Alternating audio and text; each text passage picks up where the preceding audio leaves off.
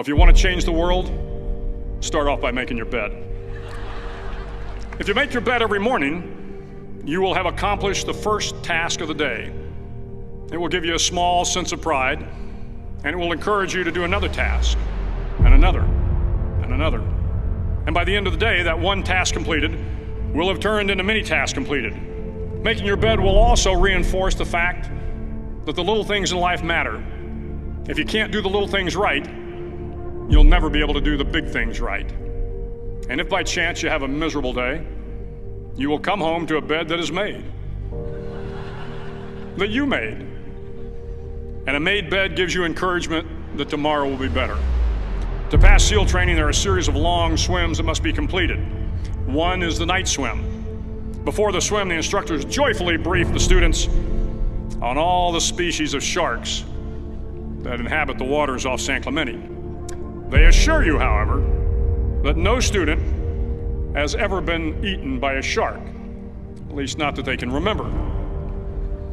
But you are also taught that if a shark begins to circle your position, stand your ground. Do not swim away. Do not act afraid. And if the shark, hungry for a midnight snack, darts towards you, then summons up all your strength and punch him in the snout, and he will turn and swim away. There are a lot of sharks in the world. If you hope to complete the swim, you will have to deal with them. So if you want to change the world, don't back down from the sharks. Over a few weeks of difficult training, my SEAL class, which started with 150 men, was down to just 42. There were now 6 boat crews of 7 men each. I was in the boat with the tall guys, but the best boat crew we had was made up of the little guys, the Munchkin crew, we called them.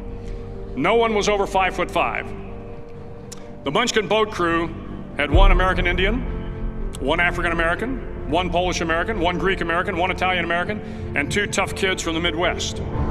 They out-paddled, outran, and outswam all the other boat crews. The big men in the other boat crews would always make good-natured fun of the tiny little flippers the Munchkins put on their tiny little feet prior to every swim. But somehow these little guys from every corner of the nation and the world always had the last laugh, swimming faster than everyone and reaching the shore long before the rest of us. SEAL training was a great equalizer.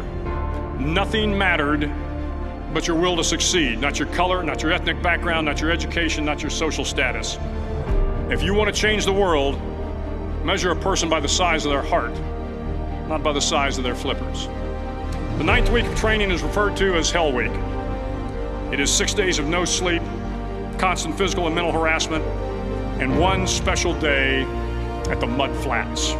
The Mud Flats are an area between San Diego and Tijuana where the water runs off and creates the Tijuana Sloughs, a swampy patch of terrain where the mud will engulf you.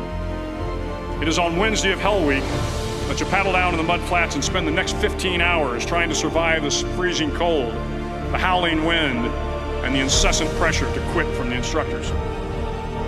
As the sun began to set that Wednesday evening, my training class, having committed some egregious infraction of the rules, was ordered into the mud. The mud consumed each man till there was nothing visible but our heads. The instructors told us we could leave the mud if only 5 men would quit. Only 5 men, just 5 men, and we could get out of the oppressive cold. Looking around the mud flat, it was apparent that some students were about to give up. It was still over 8 hours till the sun came up. 8 more hours of bone-chilling cold. The chattering teeth and the shivering moans of the trainees were so loud, it was hard to hear anything. And then one voice began to echo through the night. One voice raised in song. The song was terribly out of tune, but sung with great enthusiasm. One voice became 2, and 2 became 3, and before long, everyone in the class was singing. The instructors threatened us with more time in the mud if we kept up the singing, but the singing persisted, and somehow the mud seemed a little warmer, and the wind a little tamer, and the dawn not so far away. If I have learned anything in my time traveling the world, it is the power of hope.